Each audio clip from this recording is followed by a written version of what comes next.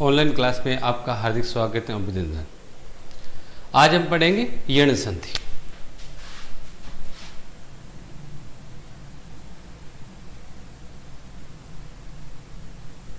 जो हमारे पाठ्यक्रम की दूसरी संधि है। यण संधि के 4 नियम हैं, उसमें से पहला नियम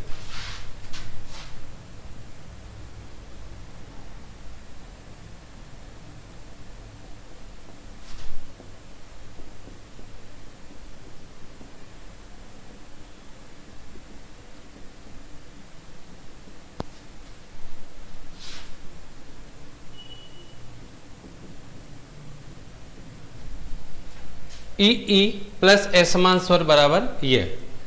प्रथम पद का अंतिम वर्ण छोटी या बड़ी ही होगा और आगे असमान स्वर का मतलब इसको छोड़कर कोई भी स्वर हो तो आधा ये बन जाएगा। इसमें कुछ बातें जो ध्यान देनी है वो मैं यहां लिख देता हूं। असमान स्वर का तात्पर्य है जो यहां स्वर होता है उसको छोड़कर, यहां है छोटी और बड़ी तो इसको छोड़कर कोई भी स्वर,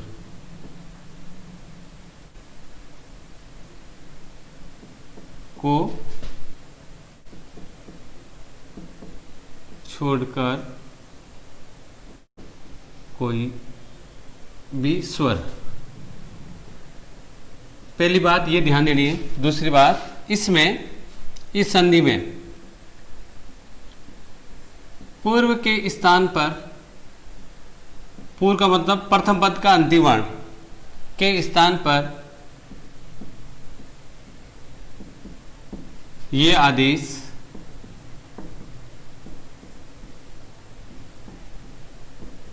होता है। तीसरी बात, संधि युक्त पद में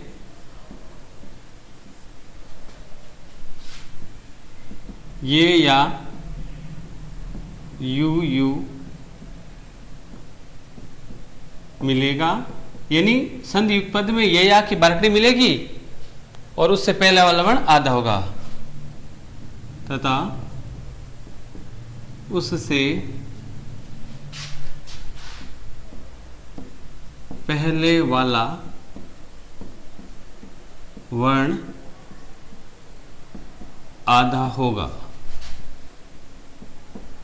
बस इन 3 बातों का ध्यान रखना और फिर हम इसको समझेंगे। अब देखो उदाहरण, यदि धन अपी। प्रथम पद का अंतिम वर्ण क्या है? छोटी। द्वितीय पद का प्रथम वर्ण क्या है? अ। तो देखो, प्रथम पद का अंतिम वर्ण छोटी और आगे असमान स्वर का मतलब इन दोनों को छोड़कर कोई भी स्वर है, तो इसलिए यहां ऐसा मतलब ये होता है। इसलिए पूर्व के स्थान पर, पूर्व क्या है? यह है पूर्व, इसके स्थान पर किसका आदेश होता है? इस ये का आदेश हो जाता है। बाकी नियम वैसा का वैसा। अब संधि युक्त करेंगे तो ये हो गया, ये ई की जगह ये आदेश हो गया तो बाकी क्या बच गया? आधा दे। ये ई की जगह आ गया, आगे क्या होगा? अपी। इसमें केवल एक ही किसकी जगह? पूर्व के स्थान पर ही यह आदेश होता है, जबकि वर्धी संधि में हमने पढ़ा उसमें पूर्व और पर इन दोनों के स्थान पर आदेश होता था, परंतु यहां किस पर? एक के स्थान पर आदेश होगा। इस बात का हम विशेष ध्यान रखेंगे। अब मिला दो सीधी, ये स्वर और व्यंजन है इसलिए मिल जाएंगे। ये दे आधा और आधा ये और ये मिलाएंगे तो ये पूरा हो जाएगा और ये हो गया। तो उत्तर बन गया यद्यपि। और यहां इन दोनों को मिलाए तो एक मिश्रित वर्ण है ध, तो ये भी उत्तर आपका सही है। तो पहला असमान स्वर का मतलब आप समझ गए, इसको छोड़कर कोई भी स्वर। दूसरी बात था पूर्व के स्थान पर ये आदेश होगा, तो ये पूर्व यहाँ ई था, पूर्व का मतलब होता है प्रथम पद का अंतिम वर्ण, इसके स्थान पर ये आदेश हो गया। और तीसरी बात है संधि युक्त पद में ये या की बारकड़ी मिलेगी, तो ये संधि युक्त पद है, ये रही ये या की बारकड़ी और उसके पहले वाला वर्ण हमेशा क्या होगा? आधा होगा। ये हम टुकड़े करेंगे, संधि विच्छेद करेंगे तो हमें समझ में अच्छी तरह से आ जाएगा। अब अगला उदाहरण देखो,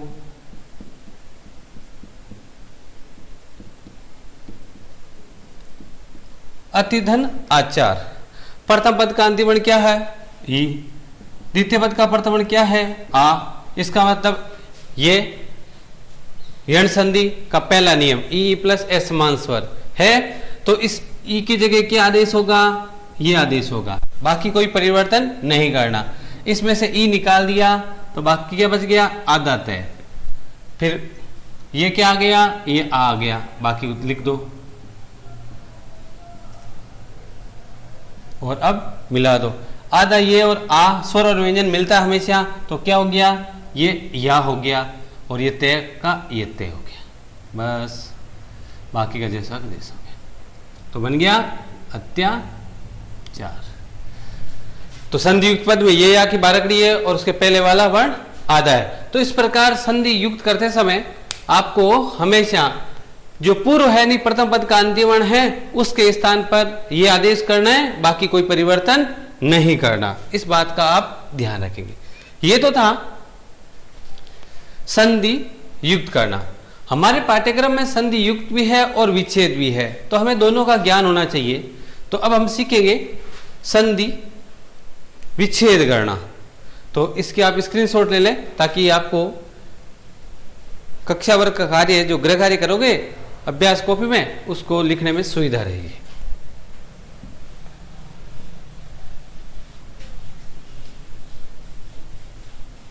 अब संधि युक्त का संधि विच्छेद करना।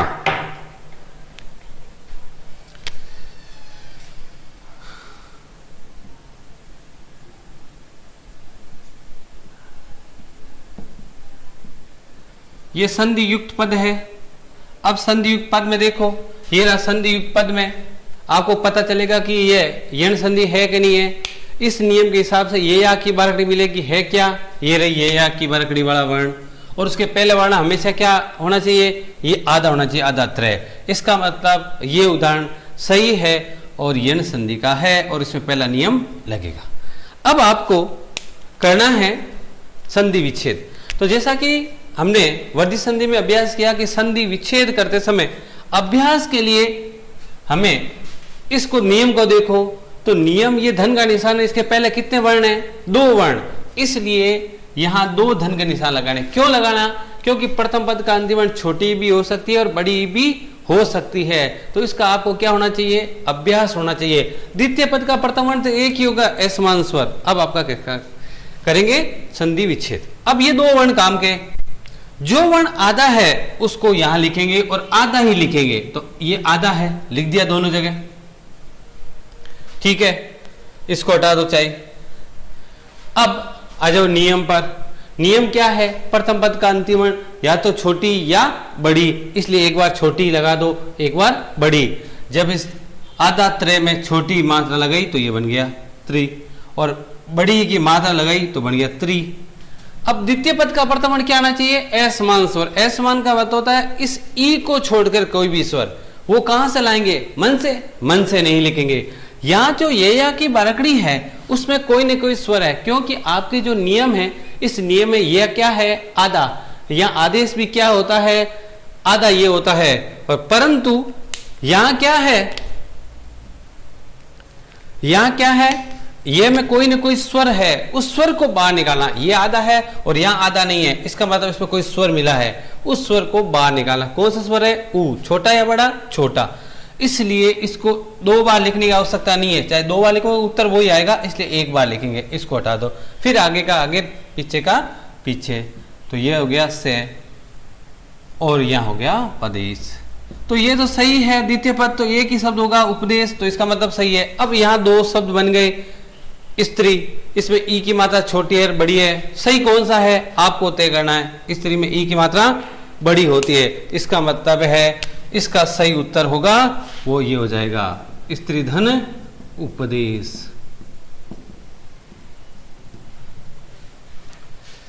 एक उदाहरण वो देखे देंगे।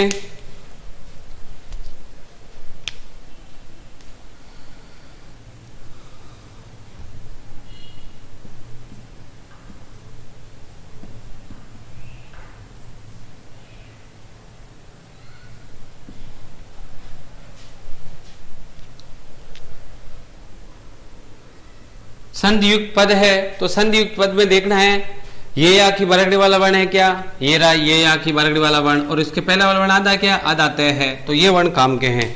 अब संधि विच्छेद करेंगे तो कितने धन के निशान लगाने, दो लगाने, क्योंकि यहाँ दो है। जो आधा वर्ण है वो तय है, इसको यहाँ लिख दो प्रथम पद का अंतिम वर्ण के रूप में। फिर चले जाओ यहाँ, किसकी मात्रा लगानी है, छोटी की एक बार और एक बार बड़ी की। छोटी लगाई तो बन गया ती छोटी, और बड़ी लगाई तो बड़ी ती बन गया।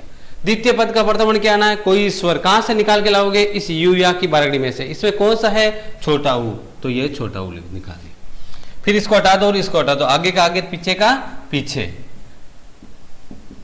तो इसका मतलब द्वितीय पद का प्रथम वर्ण तो एक है, वही सही है।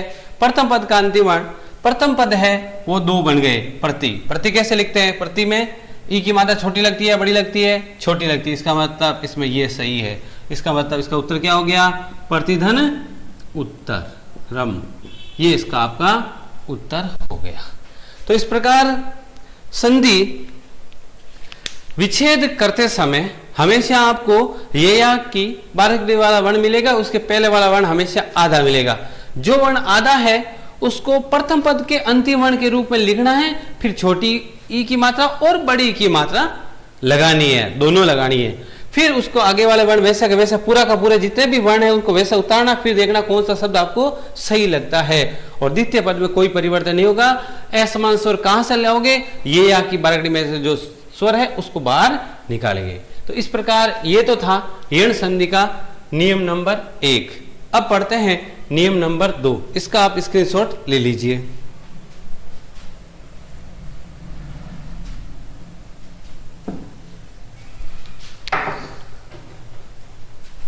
नियम नंबर 2,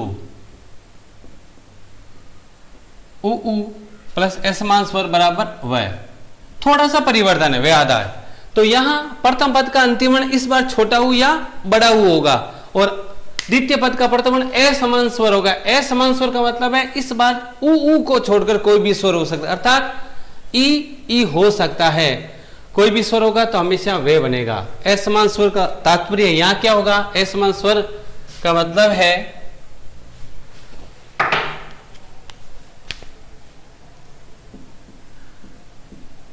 ऊ को छोड़कर कोई भी स्वर। पूर्व के स्थान पर यहां कौन सा आदेश हो जाएगा, जो ये वो आदेश वे आदा वे का आदेश हो जाएगा। और संधि युक्त पद में इस बार किसकी बारकड़ी मिलेगी, ये या की जगह किसकी मिलेगी, वे वा की बारकड़ी मिलेगी, क्योंकि संधि युक्त पद में बराबर के बाद वाला वर्ण मिलता है। तो संधि युक्त पद में किसकी बारकड़ी मिलेगी, वे वा वी की बारकड़ी मिलेगी। और उसके पहले वाला वर्ण हमेशा क्या मिलेगा आपको, आधा मिलेगा। अब देखो इसका उदाहरण,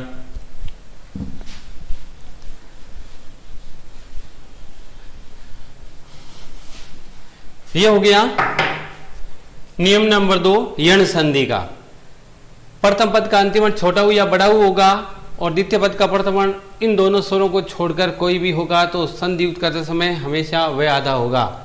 और इसमें 3 बातें वही ध्यान देखनी है। असमान स्वर का मतलब है यहाँ ऊ को छोड़कर कोई भी स्वर। पूर्व के स्थान पर यहाँ क्या आदेश होगा, क्या आदेश होगा, वह का आदेश होगा। और संधि युक्त पद में वेवा की बारकड़ी मिलेगी, और उसके पहले वाला वर्ण हमेशा क्या मिलेगा आपको, आधा मिलेगा। अब आपको देखना है इसका उदाहरण।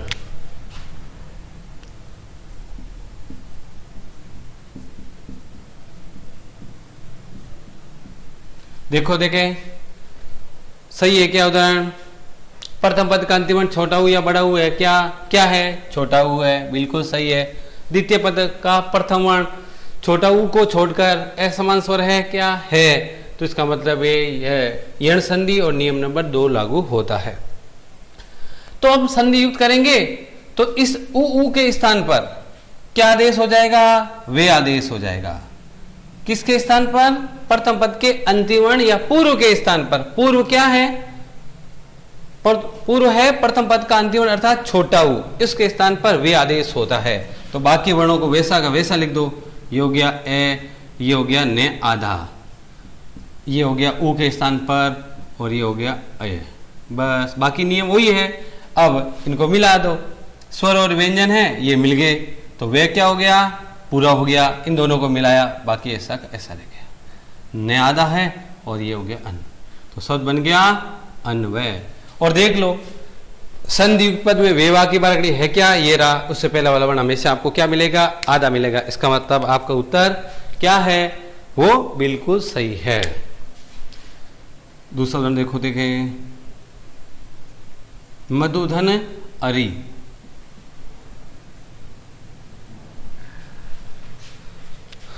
इसका वही बात, पहले देखो ये सही है कि नहीं है, बिल्कुल सही है। प्रथम पद का अंतिम वर्ण क्या है, छोटा ऊ है, आगे क्या है, छोटे ऊ को छोड़कर कोई भी। तो संधि युक्त करते समय किसकी जगह, इस ऊ की जगह क्या आदेश हो जाएगा, आधा वे का आदेश हो जाएगा। फिर बाकी वर्णों को वैसा का वैसा उतार दो। मैं हो गया, ये ध्यादा हो गया, ऐसे लिखो चाहे ऐसे लिखो, और ये हो गया अरि, और इनको मिला दो। ये स्वर और व्यंजन है, मिल जाता है, तो ये मैं, ये ध्यादा, आधा वे और ए बराबर वे पूरा, और ये तो शब्द बन गया मधवरी। तो इस प्रकार संधि युक्त में हमेशा आपको वेवा की बारकड़ी मिलेगी, उसके पहले वाला वर्ण आधा मिलेगा जो मिल रहा है। इसका मतलब है ये उत्तर आपका सही है। एक उदाहरण और देखें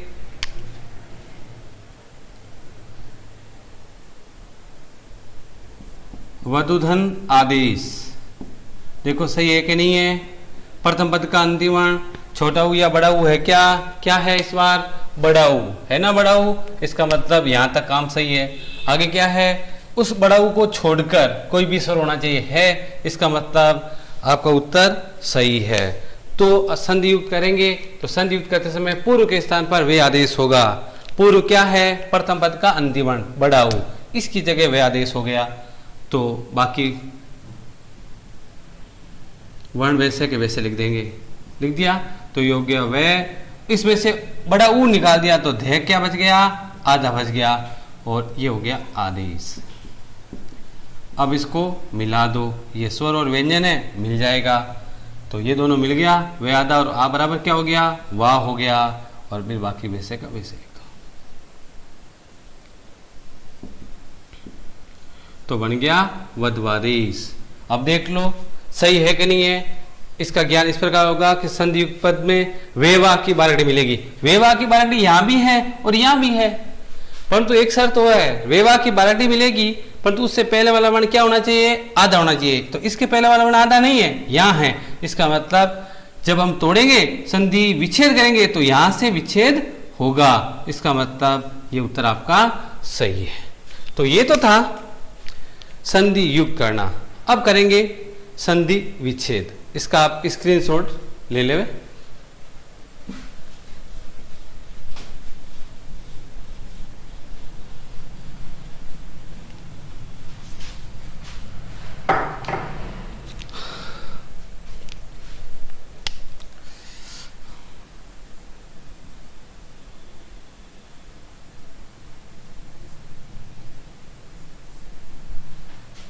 अब देखो ये उदाहरण है, देखो ये सही है कि नहीं है। संधि युक्त पद में क्या मिलना चाहिए, ये संधि युक्त है। अब आपको करना है विच्छेद, तो संधि युक्त पद में क्या मिलना चाहिए, वेवा की बारकड़ी मिलनी चाहिए, और उसके पहले वाला वर्ण आधा मिला है। ये रहा वेवा की बारकड़ी, परंतु इसके आधे वाला पहले वाला वर्ण आधा नहीं है।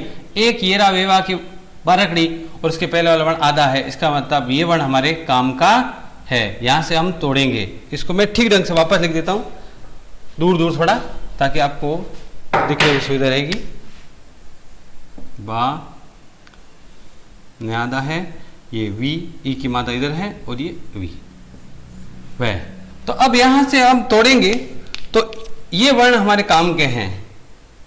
अब यहां से तोड़ेंगे, तो अभ्यास के लिए कितने धन के निशान लगाने हैं, वही दो धन के।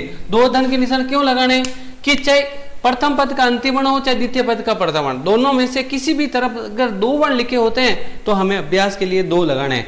इधर तो एक ही है, द्वितीय पद का प्रथम वर्ण तो एक ही है, समान स्वर का मतलब एक ही आएगा, परंतु इधर दो है, ऊ छोटा भी हो सकता है और बड़ा भी हो सकता है। इसलिए आपको अभ्यास करने के लिए दो धन के निशान लगाने हैं।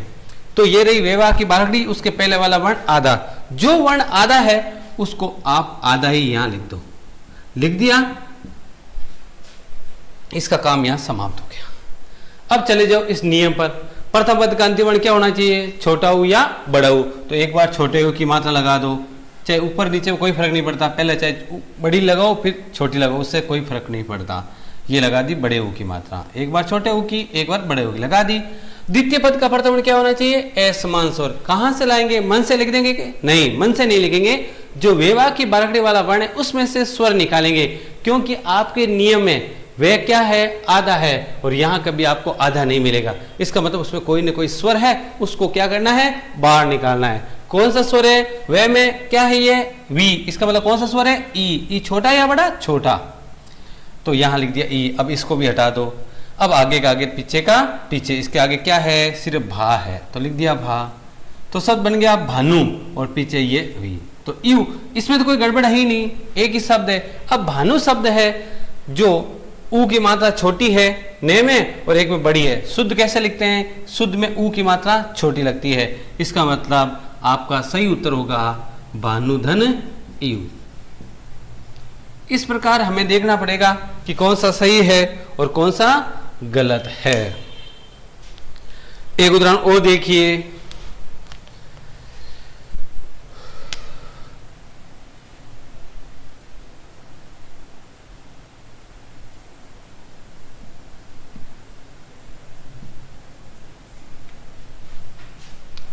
ये संधियुक्त पद है।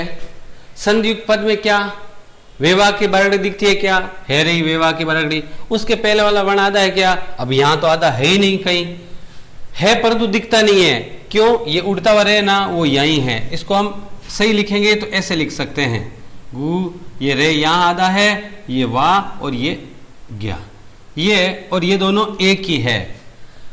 वास्तव में लिखा है ऐसे जाता है, परंतु है वास्तव में ये। तो अब देख लो, संधियुक्त पद में वेवा की बारकड़ी है क्या, कहाँ है, ये रही वेवा की बारकड़ी, उसके पहले वाला वर्ण आधा है क्या, है। इसका मतलब ये उदाहरण बिल्कुल यण संधि का है और नियम नंबर 2 का है। अब तोड़ेंगे तो कितने धन के निशान लगाने हैं, 2 धन के निशान। जो वर्ण आधा है उसको प्रथम पद के अंतिम वर्ण के रूप में लिखना है, आधा ही लिखना है, लिख दिया, इसको हटा दो।